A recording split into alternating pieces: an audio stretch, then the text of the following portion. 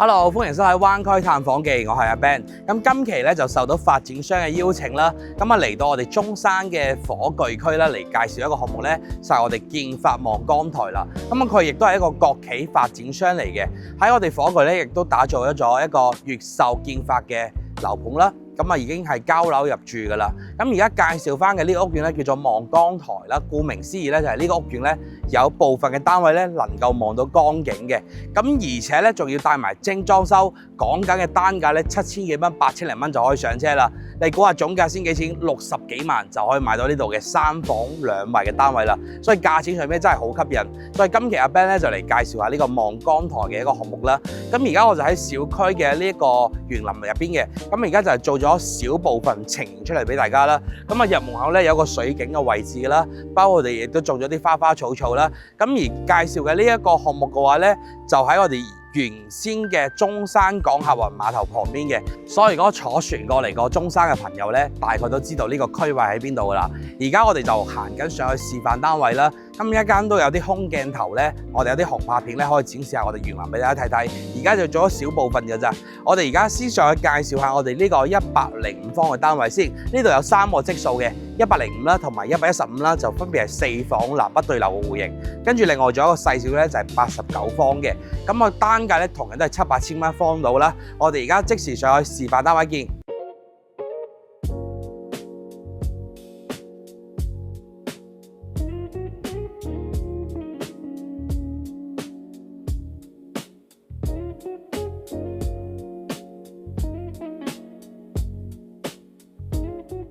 OK， 咁阿 Ben 已經上到嚟我哋實體樓嘅位置啦。咁我哋介紹翻啦，呢一棟咧佢就係2梯5伙嘅一個佈局啦。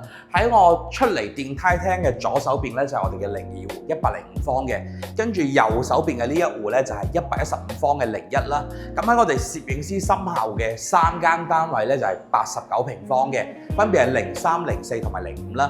咁我哋而家就近先參觀翻呢一間105方嘅單位先，佢係做咗3+1房嘅，亦即係4房嘅設計啦。咁首先入門我哋嘅交標咧已經係做咗呢個防火門啦，同埋搭配咗呢個智能嘅密碼鎖啦。咁我哋再入嚟呢一個空間咧，就係我哋一個公區嘅洗手間啦，乾濕分離嘅設計啦。咁大家可以睇到佢而家望到嘅就係我哋交樓標準嚟㗎啦。佢呢度咧就冇做乾濕分離嘅嗰個玻璃啦，去間開啦，所以要後期業主自己去加裝嘅。即係而家你望到入邊嘅嘢咧。有咩交樓就係有咩㗎啦 ，OK。我哋再嚟睇翻，到時個櫃咧要自己做翻嘅，因為其實佢而家賣緊嘅呢個價咧係做唔到太豪華嘅交標俾到大家啦，因為700-8千蚊平方咧基本上都唔做定制櫃嘅，所以後期咧我哋業主收樓之後咧要喺呢度加多個玄關櫃啦，可以打個櫃度，可以放翻我哋啲鞋啊一啲儲物空間啦。OK， 咁喺呢個門口入嚟之後咧，就到我哋正廳嘅呢個位置啦。我哋呢個戶型咧係做咗一個南北對流嘅一個設計嘅，有2個露台。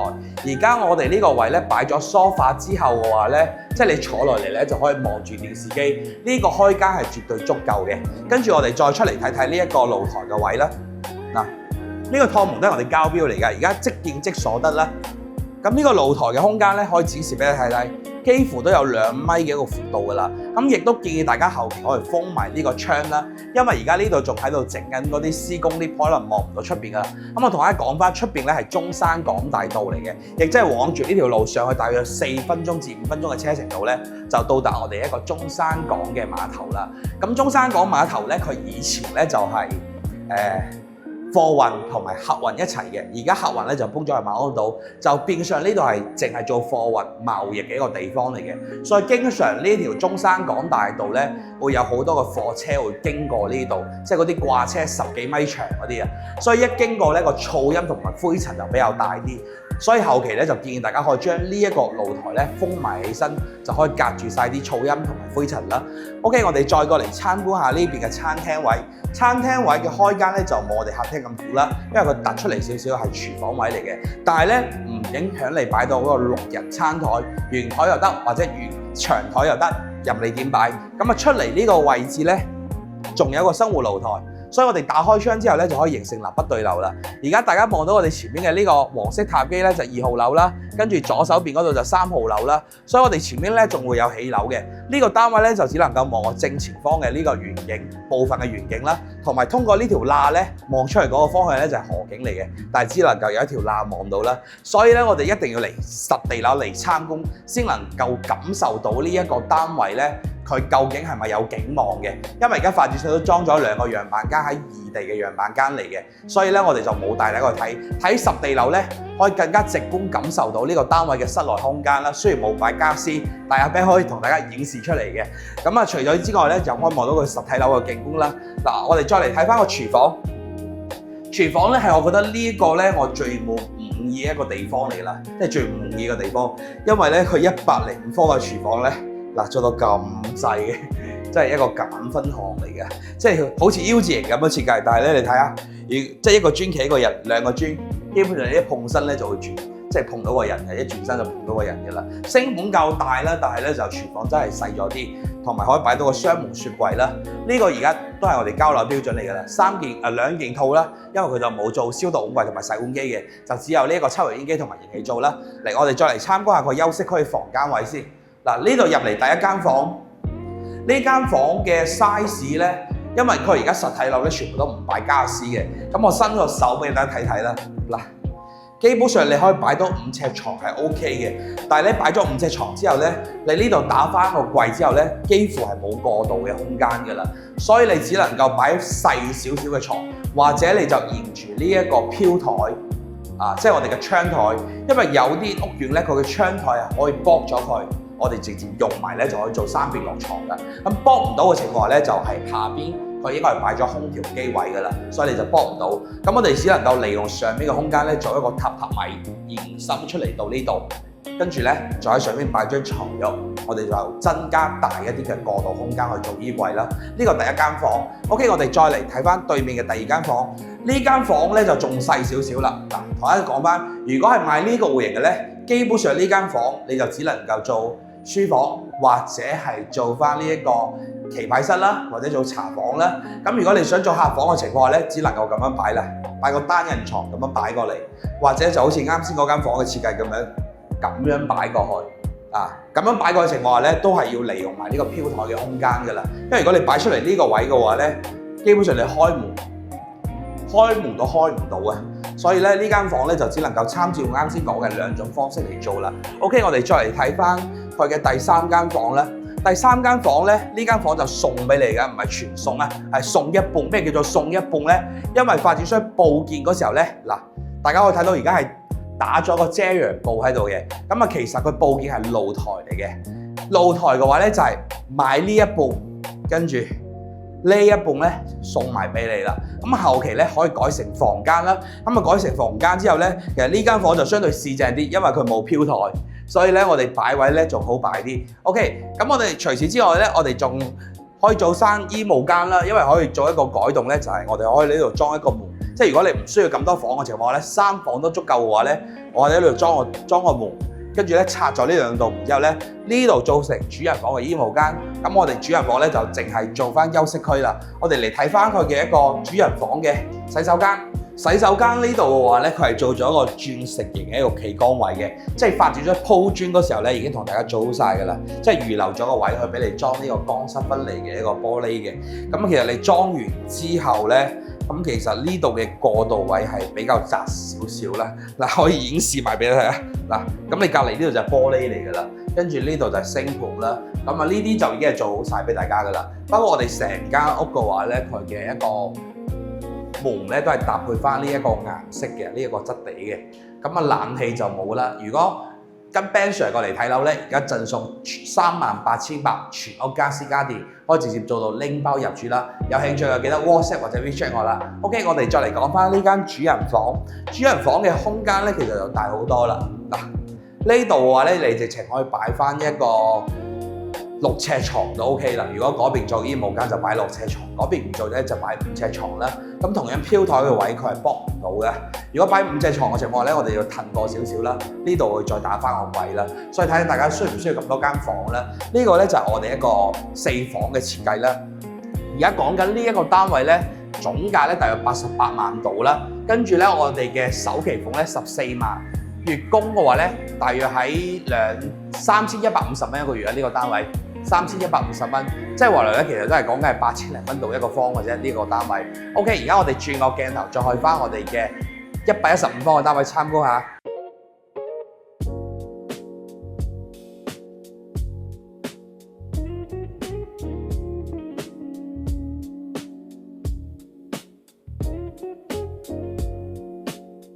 而家行過嚟呢度咧就係我哋嘅01戶啦，01戶咧就係115方嘅，其實就係105方嘅放大版啦。不過佢嘅一個朝向，佢望出嚟個視野有少少唔同，所以同大家再介紹翻呢個單位啦。咁同樣入門嘅呢個位置咧，佢都係做咗呢一個洗手間啦，就係我哋公開嘅洗手間。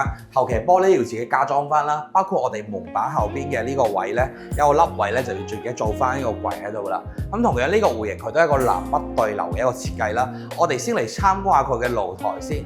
咁露台嘅話咧，佢係連埋嗰間房嘅，都係好長嘅呢個露台，好長身形嘅。俾大家感受下，呢度仲有一個趟門嚟入去就係嗰間房嚟㗎啦。咁啊，主要咧我哋行過嚟呢個位，俾大家望下個景啦。因為咧我哋前邊呢度咧，佢係屬於發展商搭建嘅呢個鄰里中心嘅一個配套啦，到時係移交俾政府嘅。其實我哋只要超過呢一個層高咧，就能夠望到前面開野，即係開揚嘅一個視野景觀㗎啦。因為我哋呢層樓咧加埋我點啊，1、2、3、4、5，大約6層樓嘅高度啦。咁幾乎我哋買到10樓以上咧，你就可以越過呢層樓㗎啦，即係越過呢棟樓㗎啦。咁你望出個景觀咧就會好開揚㗎啦。OK， 我哋再嚟睇翻呢邊嘅位置嗱。咁呢度嘅話咧，我哋都係做咗個生活露台嘅。生活露台呢邊咧，佢係望翻嗰個園林景觀嘅，主要俾大家睇個實體景啦。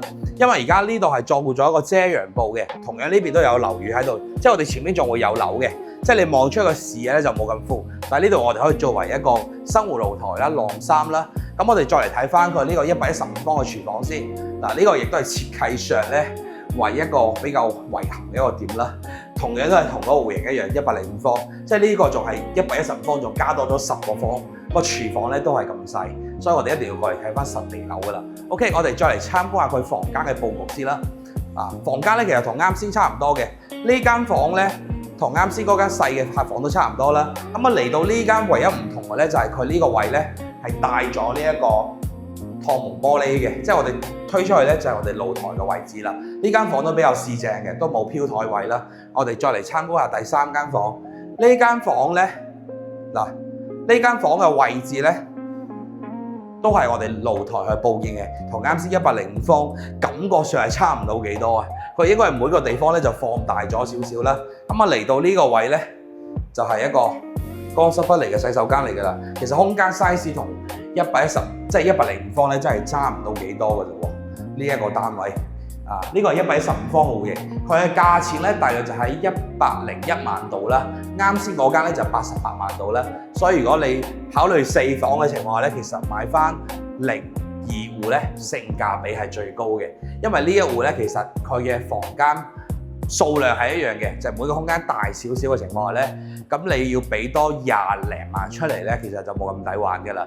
咁但係月供同埋首期唔會爭太多。呢個單位咧總價就係101萬，咁啊首期嘅話咧大約就係15萬左右啦。咁啊月供咧大約就3600蚊到就可以上車啦。啱先嗰間就3100嘅。OK， 咁我哋接來咧去睇翻最後一個戶型89方嘅，我哋轉個鏡頭見。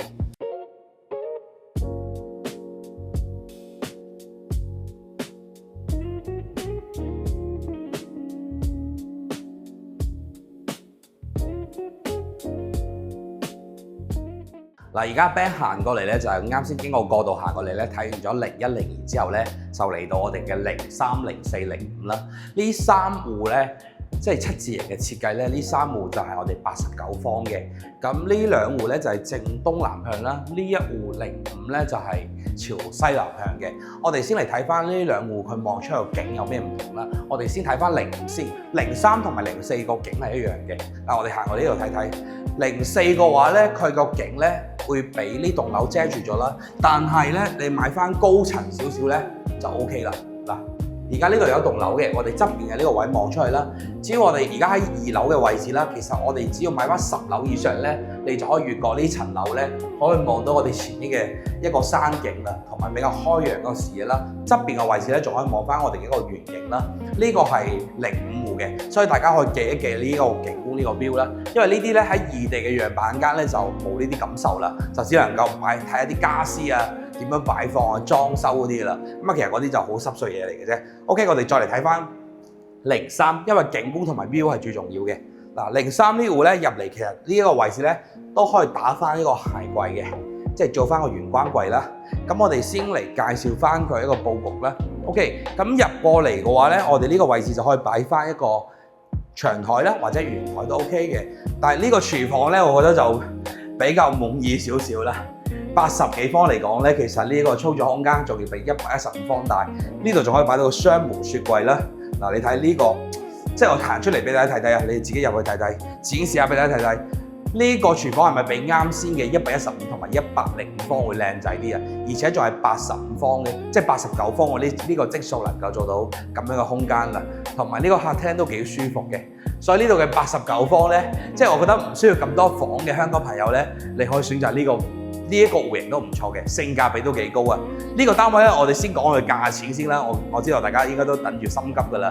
呢個單位咧折完翻嚟咧68萬到就可以買到啦，帶埋精裝修俾你。而家阿 Ben 咧仲可以過嚟實地頭咧睇樓，申請送一個車位俾你，跟住仲送埋你全屋嘅家私電器，即係基本上直接拎包入住啦。首期10萬蚊㗎咋，月供2000幾蚊個月，仲平過你喺中山租樓添啊！嗱，我哋出嚟呢個位置咧，就係一個生活露台嚟㗎啦。咁啊，同大家講翻一點啦，我哋後期呢度係冇做封窗嘅，交樓嗰陣時咧就全部係欄杆嚟嘅，護欄嚟嘅。所以包括我哋啱先睇嘅單位冇提及到嘅咧，全部一樣嘅。所有交樓咧，佢都係呢一個欄杆嚟嘅。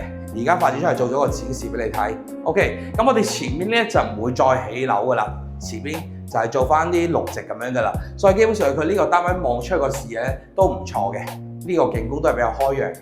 OK， 我哋再嚟睇翻佢一個房間嘅一個佈局先啦。咁啊，首先我哋成個廳啊同埋房咧都係由呢啲白色嘅乳膠漆啦。而家係即見即所得。而家入到嚟呢間房咧，嗱，哇！呢度呢個冷氣比夠力啲啊！嗱，又可以擺翻個床喺度啦，跟住又可以做翻榻榻米啦。其實後期都係建議大家做翻榻榻米啦，唔好嘥咗個空間啦。OK， 我哋再嚟參觀佢嘅一個廁所嘅位置。廁所位呢度咧，會比啱先嗰個會方正少少啦，因為個長身型嘅一個設計嚟嘅。雖然隔離有個飄台啦，但係你可以擺翻啲沐浴露，即係我哋買啲架翻嚟咧，或者呢度裝啲架咧，可以擺翻啲沐浴露啊，或者洗頭髮嗰啲洗髮水啊都 OK 嘅。呢個廁所咧其實都算中規中矩嘅啦。嗱，我哋再嚟參觀翻，同樣佢89方咧，都係送咗半間房俾你嘅。都係送一半俾你，嗰一半就俾錢買嘅。呢個到時都會間成房，即係做到3房嘅格局啦。咁啊，89方咧同樣都有套間嘅，我哋再入嚟睇睇。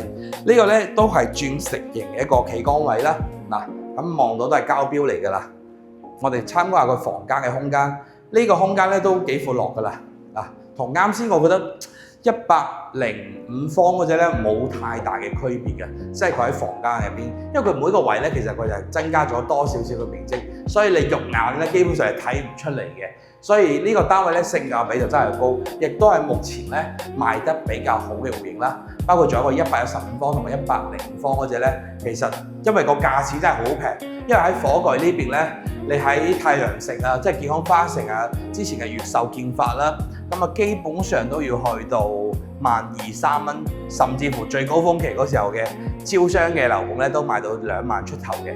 而家講緊呢一個位置咧，其實就係700-8千蚊一平方就可以買到精裝現樓㗎啦。OK， 咁我哋3個戶型都睇晒㗎啦。咁啊，其實總結翻就係上車嘅門檻比較低啦，同埋我哋又可以做低首期、低月供啦，即係基本上咧比你租樓仲要平添喎。同埋呢個片區咧，亦都有直達巴士係可以翻到我哋深圳灣關口嘅，即係無論從住上面嚟講又平，或者我哋翻香港嘅交通又係平嘅，因為18蚊雞就可以搭到深圳灣㗎啦，一過關就係香港，而且車程咧而家有咗深中通道之後咧，個零鐘頭就可以往返兩地㗎啦。OK， 咁我哋介紹完咗3個戶型啦，我哋而家就落翻去售樓部咧，同大家再介紹下呢個區位啦，即係睇下我哋翻香港嘅路線咧要點樣行啊，有邊種方式啊，我哋再詳細講下。包括而家沙盤嗰度賣緊嘅係邊一座、邊一個戶型，同埋剩翻嘅樓層咧，我哋再落去售樓部，大家詳細拆解。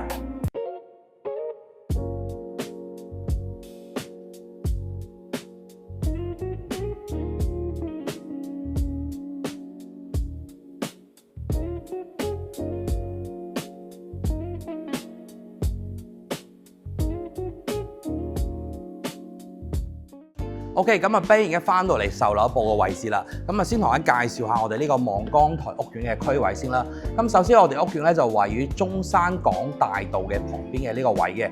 咁其實由我哋呢個樓盤翻香港咧，我哋可以行呢一個國際會展中心呢度啦，就大約5分鐘嘅車程咧，就可以嚟到呢個位置啦。呢度就係火炬區嘅會展中心啦。咁佢就已經有直達巴士咧，係可以到我哋一個深圳灣關口噶啦。咁講緊嘅車飛咧18蚊左右啦，車程咧大約50分鐘度咧，就可以到深圳灣過關噶啦。咁啊，所以其實由呢個樓盤翻到香港咧，講緊都係個零鐘頭嘅車程度嘅啫。